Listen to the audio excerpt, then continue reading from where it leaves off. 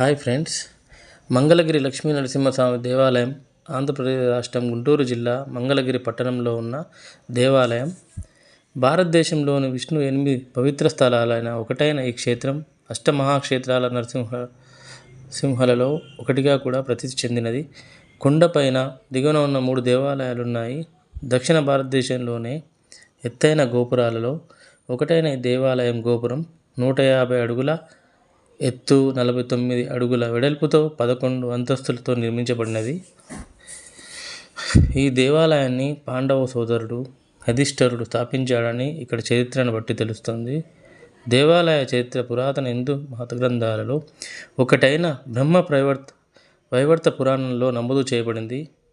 ఈ దేవాలయాన్ని విజయనగర పాలకులు పోషించారడానికి గుర్తుగా దేవాలయ ప్రాంగణంలో దేవాలయాన్ని సందర్శించిన శ్రీకృష్ణ దేవరాయల కాలం నాటి శాసనం కూడా ఉంది.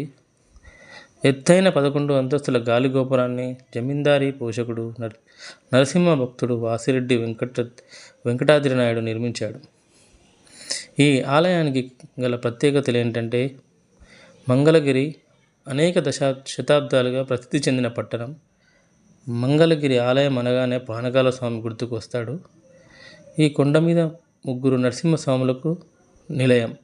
కొండ దిగువన లక్ష్మీ నరసింహస్వామి, కొండపైన పానకాల స్వామి, మూడవది కొండపైన గండాల నరసింహస్వామి.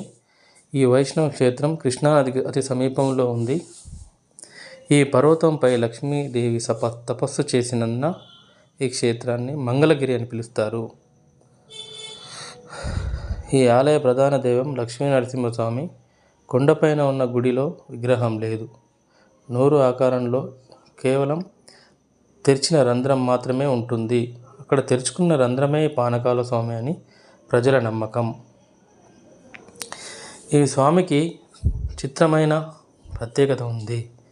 పానకాల స్వామికి పంచదార, బెల్లం, చెరుకు వాటిలో ఏదో ఒక దానితో తయారు చేసిన పానకంతో అభిషేకం చేస్తే స్వామికి అభిషేకించిన పానకంలో సగ భాగాన్ని మాత్రమే స్వామి వారు సేవించి మిగిలిన సగ భాగాన్ని భక్తులకు తీర్థంగా వదలడం స్వామి ప్రత్యేకత.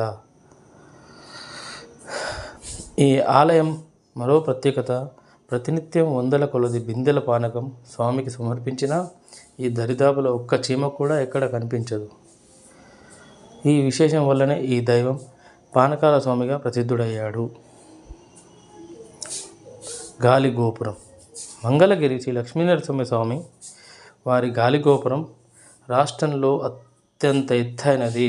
ఈ 2 దశాబ్దాలకు పూర్తి చేసుకుంది. మంగళగిరి గాలి గోపురాన్ని తొలగించి దానిపైనే మళ్ళీ అతిరేది నూతనంగా కొత్త గోపురం నిర్మాణాన్ని చేపట్టాలని ప్రభుత్వం నిర్ణయించింది.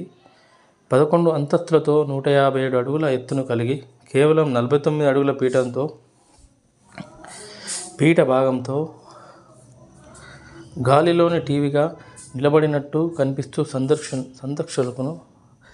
సందర్శకులను అబ్బురపరిచే అద్వితీయ నిర్మాణం ఇది. దీనిని 1807-9 కాలంలో నాటి ధరణీకోట జమీందారు శ్రీ రాజా వాసిరెడ్డి వెంకటాద్రి నాయుడు గారు నిర్మించాడు. ఈ గోపురం పీఠ భాగం పూర్తిగా రాతిచే నిర్మితమైనది. ఈ రాతి కట్టడాన్ని అన్ని వైపులా పగుళ్ళు వచ్చాయి.